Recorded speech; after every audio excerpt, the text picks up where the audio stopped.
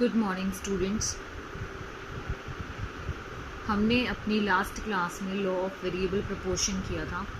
I hope कि आप लोगों को क्लियर हो गया होगा। और उससे पहली क्लास में हमने रिटर्न टू अ फैक्टर किया था, वो भी आई थिंक आपको क्लियर हो ही गया होगा। और अगर नहीं हुआ है तो पूछ लो, लेकिन अभी तक किसी की क्वेरी भी नहीं आई है, तो आई थिंक क्लियर हो ही गया होगा फिर तो सबको। और सबसे पहले बता दूं कि 20 अगस्त को, मैं फिर से रिपीट कर रही हूँ, 20 अगस्त को आपकी नोटबुक्स चेक होंगी।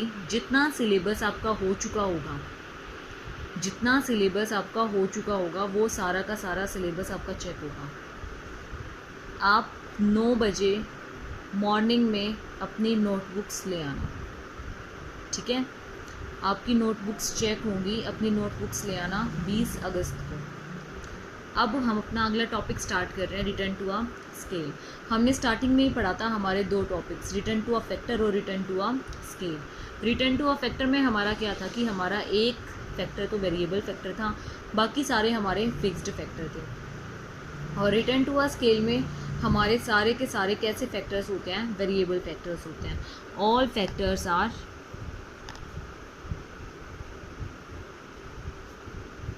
वेरिएबल, मतलब सारे के सारे जो कारक होते हैं वो कैसे होते हैं? परिवर्तनशील होते हैं, जिनको हम चेंज कर सकते हैं, इजीली घटा भी सकते हैं, बढ़ा भी सकते हैं। प्रोडक्शन को इंक्रीज़ करने के लिए हम बढ़ा सकते हैं, प्रोडक्शन को डिक्रीज़ करने के लिए हम घटा सकते हैं। जो भी हमारा मन करे हम उन वेरिएबल फैक्टर्स के साथ वही कर सकते हैं। क्यों? क्योंकि वो चेंज हो सकते हैं, वो चेंजेबल हैं, ठीक है। अब इसके अंदर हम अपने 3 टॉपिक पढ़ेंगे। फर्स्ट होगा हमारा increasing return to a scale,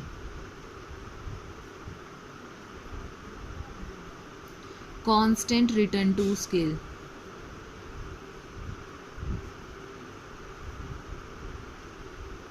और तीसरा है हमारा diminishing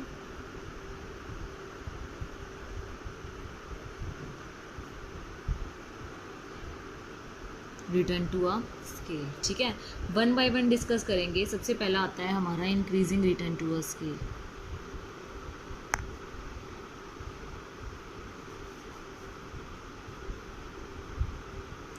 increasing return to a scale के अंदर क्या है कि हम जब अपने वेरिएबल फैक्टर्स के अंदर सभी फैक्टर्स, क्योंकि आपके वेरिएबल्स होते हैं, उसमें जितना चेंज करते हैं तो उससे अधिक वृद्धि होती है हमारे में। अगर हम 10% अपने फैक्टर्स में चेंज कर रहे हैं, 10% चेंज कर रहे हैं, तो हमारा रिज़ल्ट क्या आएगा? रिज़ल्ट हमारा 15% आएगा। मतलब जितना लगाते हैं हम, जब उससे ज़्यादा हमारा चेंज आता है तो वो होता है हमारा increasing return to a scale. मतलब अगर हम, वैसे तो नॉर्मली हमारा 45 डिग्री का जाता है कांस्टेंट में, लेकिन ये 45 से ज़्यादा जाएगा। अगर हम इतना प्रोडक्शन लगाते हैं तो हमारा इतना होता है, अगर हम इतना लगाते हैं तो हमारा इतना होता है, अगर हम इतना लगाते हैं तो हमारा इतना होता है। मतलब जितना जितना हम बढ़ाते जाते हैं उसी के हिसाब से उससे ज़्यादा हमारा क्या इंक्रीज़ होता जाता है? आउटपुट इंक्रीज़ होता जाता है। ये है हमारी आउटपुट और ये है हमारे इनपुट्स। अगर हम जितनी इनपुट लगाते हैं उससे ज़्यादा हमारी क्या होती है? आउटपुट्स होती है, ठीक है। ये तो है हमारा इंक्रीजिंग के अंदर अब हम कुछ कॉजेज़ डिस्कस करेंगे। वो कौन से कॉजेज़ होंगे? वो हमारे 2 तरह के होंगे। एक तो हमारी जो फर्म के अंदर हैं वो वाले कॉजेज़, और एक फर्म के बाहर वाले कॉजेज़। मतलब एक तो आंतरिक किफ़ायतें और एक बाहरी किफ़ायतें। तो कौन कौन से कॉजेज़ होंगे इसके, वो देखो। किस किस वजह से हमारा प्रोडक्शन इंक्रीज़ होता है? एक तो होगा हमारा आंतरिक की वजह से, दूसरा होगा हमारा बाहरी की वजह से। किफ़ायतें और बाहरी किफ़ायतें। अब हमने 2 में पार्ट्स में डिवाइड कर लिया। ये है हमारा आंतरिक, यहाँ आएगा हमारा बाहरी, ठीक है। आंतरिक में फर्स्ट पॉइंट हमारा हमारी जो फर्म के अंदर है प्रोडक्शन में क्या क्या चीज़ें यूज़ होती हैं? टेक्नोलॉजी यूज़ होती है। अगर हमारी टेक्नोलॉजी अच्छी होगी, अगर हम अपने टेक्नोलॉजी के लेवल को इंक्रीज़ करेंगे तो हमारा प्रोडक्शन क्या होगा? इंक्रीज़ होगा। तो पहली आती है हमारी तकनीकी किफ़ायत, ठीक है। अगर हम अपनी टेक्नोलॉजी को इंक्रीज़ करते हैं तो हमारा प्रोडक्शन उससे ज़्यादा इंक्रीज़ होगा। दूसरी आती है हमारी श्रम संबंधी।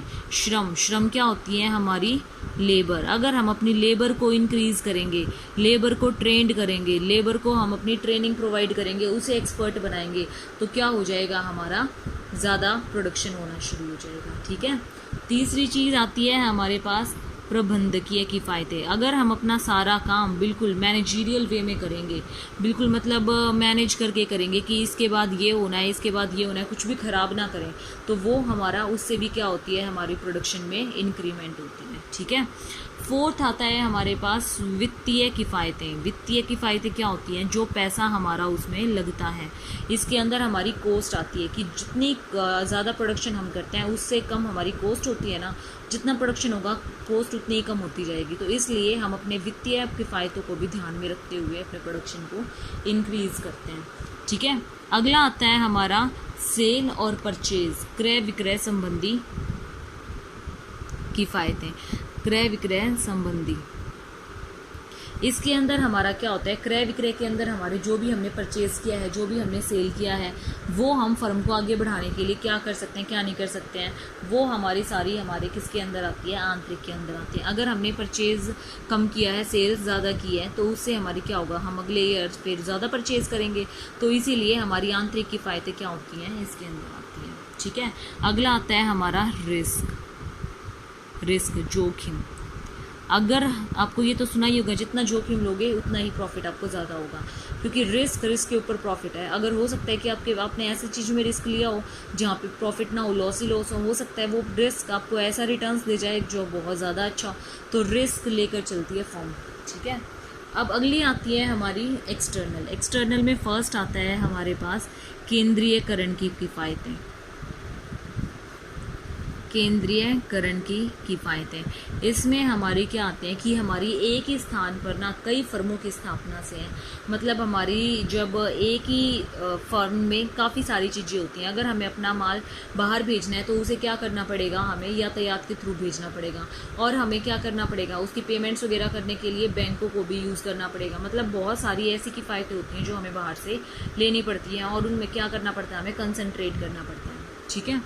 सेकंड पॉइंट आता है हमारे पास सूचना संबंधी किफ़ायतें।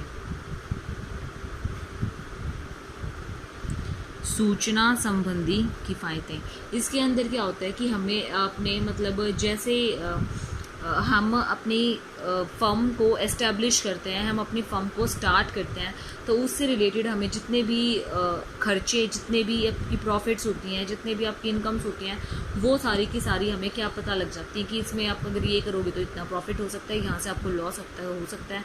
तो ये सारी की सारी हमें बाहरी किफ़ायतों बाहर से मिलती है। ठीक है। थर्ड आता है हमारा विकेंद्रीयकरण की किफ़ायतें।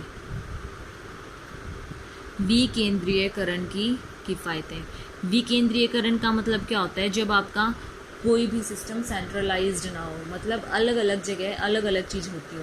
जैसे आपको एक साड़ी तैयार करनी है, साड़ी बनाने वाली अलग चीज़ हो, उसको रंगाई करने वाली अलग चीज़ हो, पैकिंग वाली अलग फर्म हो।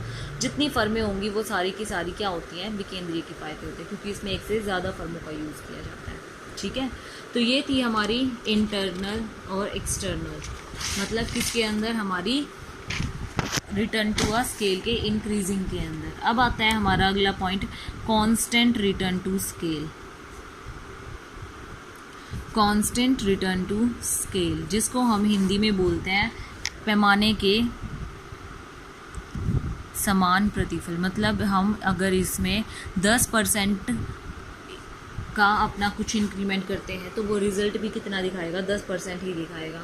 अगर हम इसके जो रॉ मटेरियल में या फिर कैपिटल में 10% का इंक्रीमेंट करेंगे तो वो भी 10% ही दिखाएगा। तो ये किस में जाता है? आपके 45 डिग्री के एंगल में जाएगा। क्यों? क्योंकि 45 डिग्री के एंगल से आपका ये वाला जो डिस्टेंस होगा वो क्या होगा? बिल्कुल इक्वल होगा। ठीक है।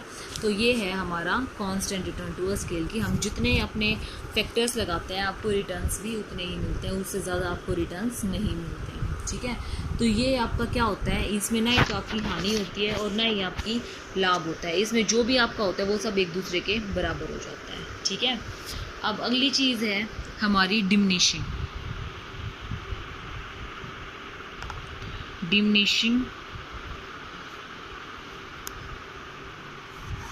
Diminishing return to scale, diminishing return to scale को हिंदी में क्या बोलते हैं? पैमाने के डिमिनिशिंग, पैमाने के घटते प्रतिफल।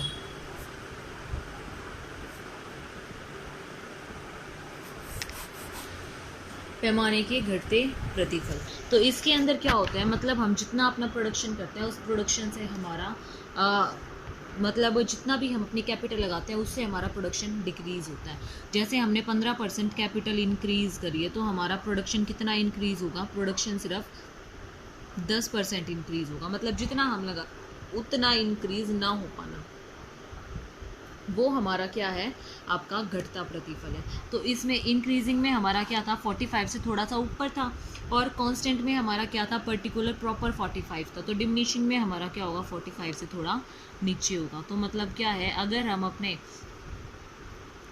हम अपने प्रोडक्शन को, अपनी कैपिटल को, अपनी इनपुट्स को इंक्रीज़ करते हैं जितना, हमारी आउटपुट जो है वो उससे कम इंक्रीज़ होती है। ठीक है, मतलब हमारा जो प्रोडक्शन है उसमें जितना इंक्रीमेंट होता है उससे उसकी इनपुट में बहुत ज़्यादा इंक्रीमेंट होता है। ठीक है, तो अब इसकी जो डिसइकोनॉमीज़ हैं, इसकी जो हानियाँ होंगी वो क्या होंगी कि जितना हम अपना मैनेजीरियल वगैरह, इसमें एक तो कॉस्ट बहुत आती है, खर्चा ज़्यादा आता है, खर्चीली पद्धति होती है ये। दूसरी, इसमें हम जितना भी हमारा मैनेजमेंट, हमारी जो एडमिनिस्ट्रेटिव चीज़ है, हमारा कोऑर्डिनेशन जो है वो नहीं बन पाता इसमें ना, ये हमारा समन्वय नहीं बन पाता, हमारा जो समन्वय है इसमें नहीं बन पाता, समन्वय नहीं बन पाता, हमारी मैनेजरियल भी अच्छे से नहीं हो पाती इसमें। दूसरी चीज़ ये तो थी हमारी इंटरनल के अंदर, और हमारी एक्सटर्नल के अंदर क्या आएगी? इंटरनल के अंदर हमारा प्रबंधकीय वगैरह ये सब कुछ चीज़ें आती है ना। एक्सटर्नल के अंदर हमारा क्या आएगा? एनवायरनमेंट, एक्सटर्नल इकोनॉमीज़, बाहरी। तो बाहरी के अंदर हमारी क्या आ सकती है? हमारा वातावरण। अगर वातावरण दूषित होगा तो कैसे प्रोडक्शन इंक्रीज होगा? ठीक है। दूसरा हमारा ट्रैफिक जाम, अगर लेट हो जाएगा कोई भी चीज़ तो कैसे होगी? तीसरी चीज़ आपकी बैंकिंग फैसिलिटीज़, आपका कम्युनिकेशन, अगर ये सब चीज़ें अच्छी नहीं होंगी तो आपका प्रोडक्शन भी अच्छा नहीं होगा। ठीक है, तो ये था हमारा घटता प्रतिफल, पैमाने के घटते प्रतिफल। ये चैप्टर आज आपका कंप्लीट हो गया है। कल से हम अपना नया चैप्टर शुरू करेंगे। अपनी नोटबुक्स कंप्लीट कर लेना। मैं फिर से बता रही हूँ, 20 अगस्त को आपका क्या होगा? नोटबुक्स चेकिंग होगी आपकी। ठीक है, बाकी नेक्स्ट क्लास में करेंगे। Thank you students.